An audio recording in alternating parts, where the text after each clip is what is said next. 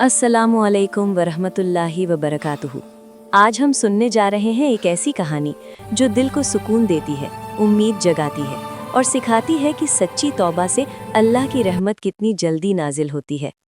ये है हज़रत यूनुस अलैहिस्सलाम की कहानी, जिन्हें कुरान में ज़ुन्नून मछली वाला भी कहा जाता है।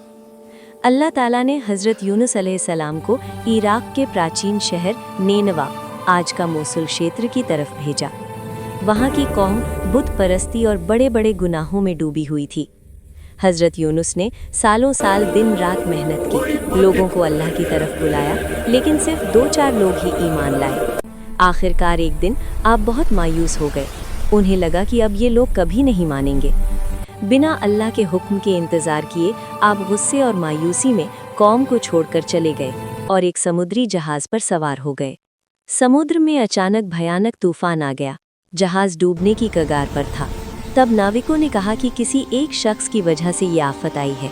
उन्होंने कोरा डाला तो हज़रत यूनुस अलैहिस्सलाम का नाम निकला। 3 बार कोरा डाला गया, हर बार आपका ही नाम आया। आप खुद समुद्र में कूद गए ताकि बाकी लोग बच जाएं। जैसे ही आप पानी में उतरे, अल्लाह के हुक्म से एक विशाल मछली ने आपको निगल लिया। मछली के पेट में 3 अंधेरे थे, समुद्र का अंधेरा, रात का अंधेरा और पेट का अंधेरा। वहाँ हज़रत यूनुस को अपनी गलती का एहसास हुआ।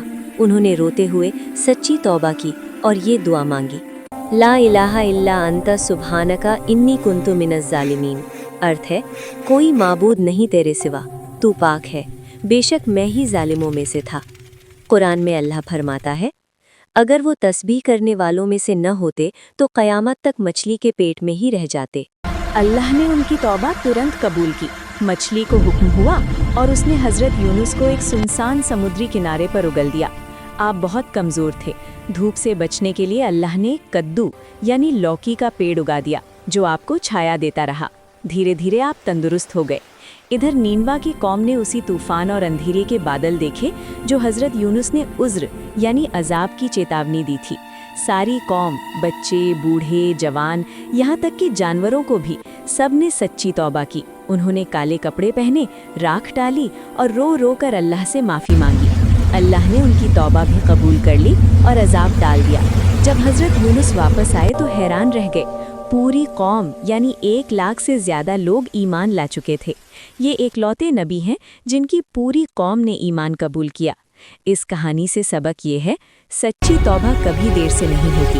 अल्लाह की रहमत बहुत बड़ी है, चाहे कितना बड़ा गुनाह हो, तौबा करने वाला माफ़ हो जाता है।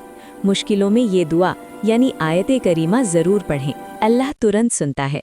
अल्लाह हम सब की तौबा कबूल फरमाए और हज़रत यूनुस अलैहिस्सलाम की तरह अपनी रहमत से नवाजे। आमीन। अगर ये कहानी आपको पसंद आई तो लाइक, शेयर और सब्सक्राइब ज़रूर करें। कमेंट में लिखें, अल्लाह सब की तौबा कबूल करे। आमीन।